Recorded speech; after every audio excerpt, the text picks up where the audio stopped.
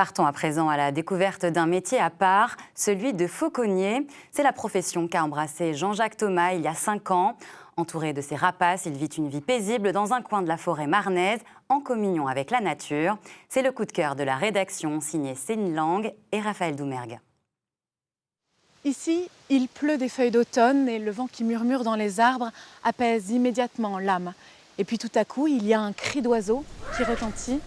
On est ici chez Jean-Jacques Thomas, il est fauconnier et j'ai eu un vrai coup de cœur pour son histoire et pour sa passion. Regardez.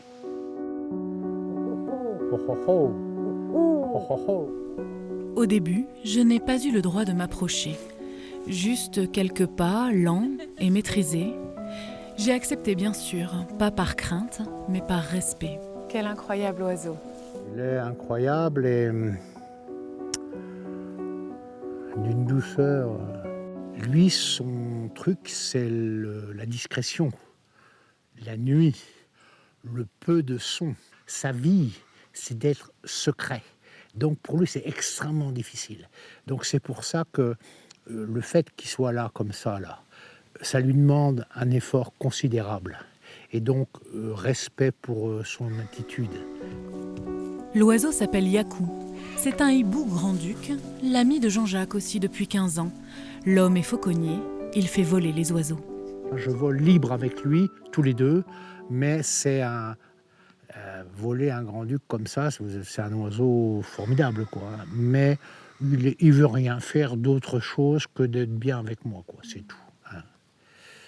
Mais je l'aime d'amour. Non, tant pis. Jean-Jacques Thomas s'est installé il y a 5 ans, dans cet endroit que les gamins du coin appellent la maison de Blanche-Neige.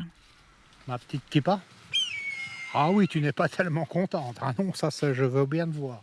Kiba est une buse à queue rousse, l'un des 9 rapaces de Jean-Jacques, dédié à la chasse et au vol en liberté. Pour les oiseaux, leur vie, c'est chasser. Et chasser avec vous, c'est la consécration d'un acte de fauconnerie. C'est l'oiseau libre, agissant de pur instinct, qui, malgré tout, revient vers vous. Ça, c'est fabuleux. Moi, personnellement, je n'ai pas tellement contente. Oui, je la sens pas à l'aise, je vais reculer d'un pas. Tu vas pas me becquer à la truffe, quand même. La chasse, l'instinct farouche aussi de ce faucon gerfaut. Mais Jean-Jacques Thomas travaille aussi avec ces oiseaux à l'effarouchement des pigeons indésirés dans les bâtiments ou des étourneaux qui causent des dégâts. On ne les dresse pas, impossible. On ne les dompte pas, on ne leur impose pas. On n'a aucun moyen, sauf la bienveillance.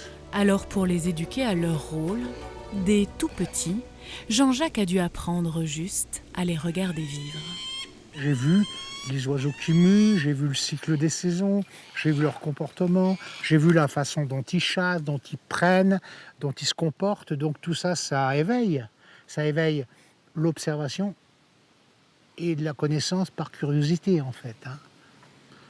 Et puis j'aime ça. Ici, Jean-Jacques Thomas a tout construit de ses mains. Les perches à l'air libre, les chambres à coucher des oiseaux, leur salle à manger, les pièces de sa maison aussi. T'as trouvé des souris, toi? Ah oui. Un changement de vie radical. Le fauconnier est un ancien cadre dirigeant en entreprise. Et il y a 15 ans, pour lui, c'est la rupture. Toutes les fondations de sa vie vacillent. Alors il retourne à ses rêves d'enfant, des rêves de forêt. J'y ai trouvé le bonheur total. Ça m'a permis au début par obligation et après par souhait, par choix, d'éliminer toutes les choses superficielles et de ne conserver que les choses essentielles, d'avoir une proximité extrêmement grande avec mes compagnons. Quand je parle de mes compagnons, c'est évidemment mes rapaces, c'est mon chien, mes furets et le vent et le soleil. Quand il était enfant, Jean-Jacques Thomas voulait devenir trappeur. Aujourd'hui, le voilà heureux, homme libre en forêt, ami des animaux sauvages et de la nature, qui vit au rythme du soleil et des éléments.